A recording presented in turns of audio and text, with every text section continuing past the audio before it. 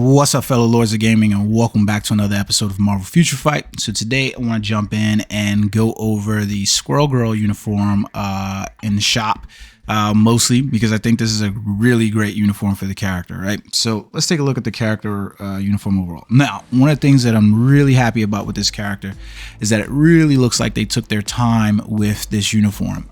If you were to compare this to the Marvel Now or Marvel Avengers, we no longer have a squirrel girl. We have a squirrel woman. Like, I mean, in every sense of the way, she has basically matured into a full developed character over here that basically has enough power for you to want to use, and as well, like, just a general look that's probably really cool. Like, Squirrel Girl is pretty much a gimmick character in the first place, and I think that, they continue with the gimmick theme, but it's just like it's done really well in this uniform. Like I said, Obsidian Thanos' uniform being placed on her, but not being just simply looking like a reused asset. The detail in the teeth, everything with the fur, like, it just looks really good. Now, and this is going to be a thing. It's going to be hard to comparatively talk about Squirrel Girl in terms of like uniforms overall, because she's basically had no looks that basically enabled her with any great degree of power. So let's take a look at the character overall. Now, one of the things that was like funny about the character is the uniform options, right? So essentially we get Lady Deadpool, which is a terrible option, right? It's just terrible. We get Black Widow from Marvel Studios. Black Widow, not a good option. We get Thor's from Marvel Store and Love and Thunder, not a bad option. We get Fallen Soul Carnage, not a bad option. And then we get Marvel Studios Eternal Icarus. So we're basically batting with 3 out of 5. Is that bad? I don't know. Like, to be honest with you, it was all uniform options that you could easily probably mythic without the Carnage uniform, because you probably need to spend some money for that, which kind of comes into the next point of how you're going to procure this uniform. So basically, if you go inside the store, there's going to be event items down here, and at the far right you're going to see that we need these delightful tokens. Right now you can purchase delightful tokens inside here, which will essentially net you the ability to either purchase these goals or get some pulls at these delightful April Fool's chests, which has some of the artifacts and some CTPs and things like that. But realistically, what you're going to end up in here with, and that's just the truth, is a bunch of the tier 3 materials, kind of awakening materials, X-Men materials, and some of these substandard comics and stuff like that inside the shop. That's the truth. So realistically, you want to basically get the best bang for your buck by not having to worry about these things. I would surpass these options like the tier 4 upgrade pack. If that's what you're going to purchase, then you're already in Wailing faction and you're going to make that purchase. So it's like good for you, right? Use superior second potential realization on Thanos and you're good to go. Now, for the rest of us that aren't in that swim lane, I think the best place for you to basically make that purchase is going to be here in the offer for agents. So if you look at the offer for agents, and you're basically looking at needing crystals maybe for the 8th year anniversary event, you're basically going to spend $30 and get 3,700 crystals, which basically makes the uniform free, because in Marvel Future Fight 100 crystals is equal to $1, at least USD. So then you basically end up with 700 crystals more and a free uniform, and then some biometrics, 240 of them, and then some Norn Stones of Chaos. Norn Stones of Chaos doesn't matter. They're like throwaway items. They shouldn't even be included in items anymore. So that's essentially a good value inside there. Now, if you're really looking that you really want to go in and you can say, hey, I really need some more of these Sinister Sin tokens because I want to make a purchase in addition to the normal ones that we get, then you can go and make purchases inside there. But realistically, the offer for agents is the best one to get. Basically come inside here for the event shop and then purchase those. And if you end up with any over extras or whatever, then you can use them on the delightful April Fool's Day chest.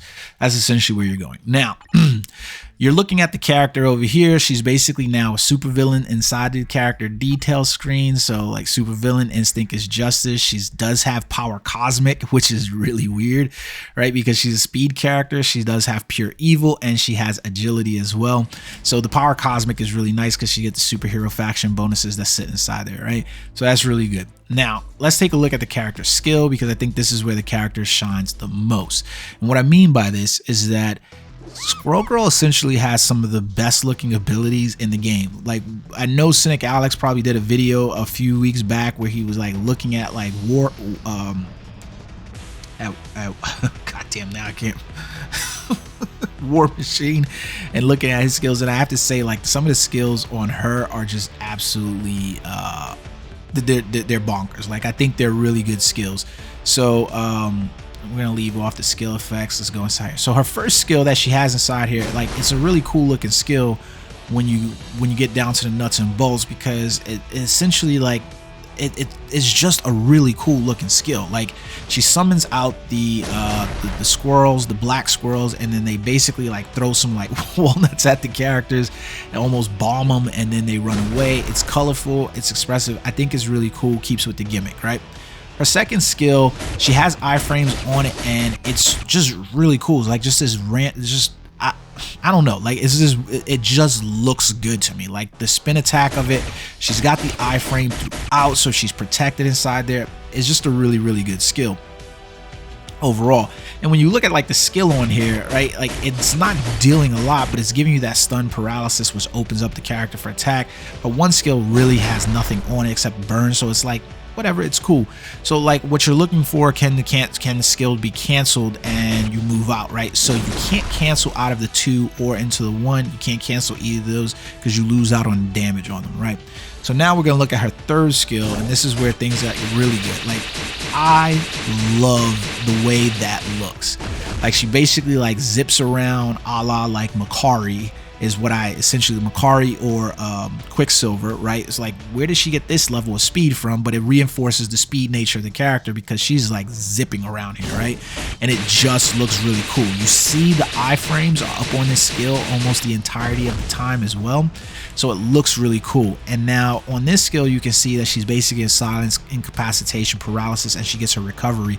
Not to mention, she gets the increased basic damage that she's doing for 90% of your attack.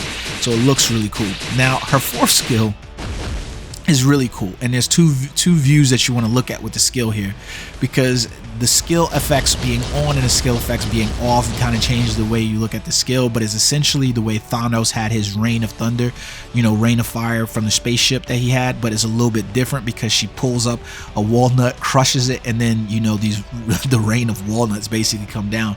So like, let's take a look at it with the skill FX on, so you can see that it's like, boom, she crushes the walnut, and then it's like rain of fire. So like, it's almost a reuse of Thanos' skill, but it's done in a very different way.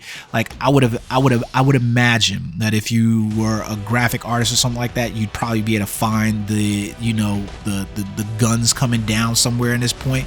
It's just hard to see. Like, to be honest with you, this probably be a better looking skill for Thanos than having the guns actually draw down and then start the firing. But it's a really, really cool looking skill. Like, I love what they did with that.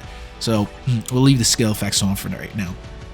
So then we got her fifth skill, and on the fourth skill, by the way, she's got a lot of hits that's happening. So she gets increased all basic defense. So she's got the frenzy buff, and she gets the 100% chance to grant all damage immunity on an 8-second cooldown time, and that is up for 6 seconds. So that's really good for the character overall when you're playing her. So her fifth skill looks really cool as well. You can see, like, this is a replay of where Thanos was basically using Proxima Midnight, but instead she uses Proxima Squirrels.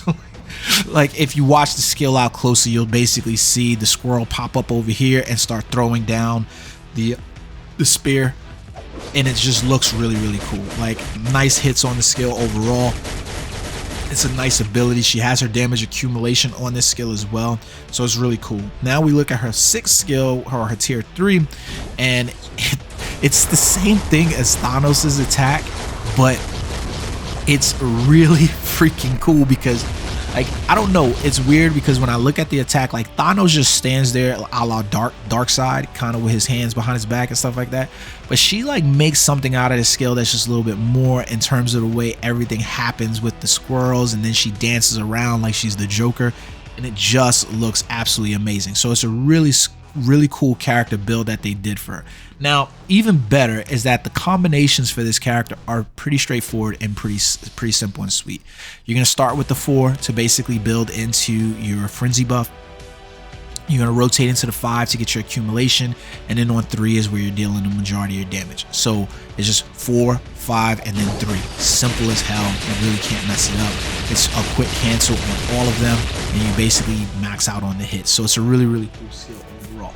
Now, her second combo that she has inside here is for her 6th skill. Still works out. You just have a little bit of a delay cancel on 6, and well, not a little bit, it's a long delay cancel actually. So let's take a look at that one, because it's going to be 4, 5, and then 6, and then you got to wait for this, like I failed it. You got to wait for that skill, almost like she's finishing her dance move, I believe it is. So like, let me take off the VFX for this one. So like, if you go back into the skill and you were to cast it, so let's reset this, is basically 4, 5, 6, and then you're waiting. She starts to dance, and then you can actually go into it. So it's like, there's a good 3-4 seconds in terms of cooldown on there. So like, let's look at this one more time, right? Because you're gonna see it. Like, I'll count it off for you: 4, 5, 6, 1 Mississippi, 2 Mississippi, 3 Mississippi, 4 Mississippi. So you basically have like a good 3-4 seconds before your cooldown. So it's a long delay cancel for the build up, but it's still really, really good. And she has 2 really, really good abilities in her 2 and 1, basically to keep it up, because like, you can, like I said, that 2 skill that you have there, right?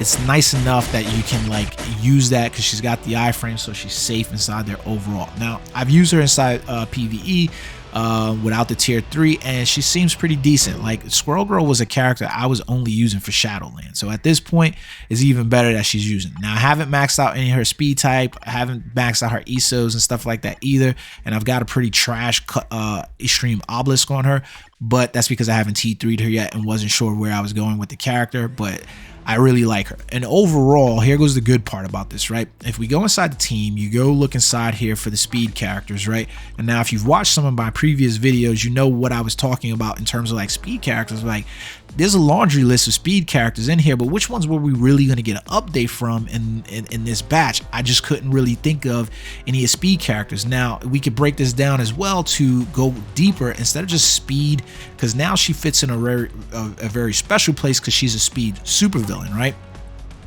These are all the speed supervillains. So we've almost gotten all these characters basically to receive a T3 awakening. Like, she has an awakening inside here. Like, realistically, can you, like, he's got awakening, I believe, Baron Mordo as well. Any of the other characters inside the speed villain tier, like, you basically fill this out, because it's been a while for you know, she's been basically a support. She's been a good damage dealer. She's been a good damage dealer for me as well. She really fits into a really nice bracket right now for speed supervillains, especially for female speed supervillains, because you can now go like even deeper on that one and be like, she's a speed supervillain. So if you were to look at the villains inside here, you basically got 1, 2, 3, 4, 5, 6, 7. I mean, Sin still hasn't received anything in terms of this, so they've put her in a nice place.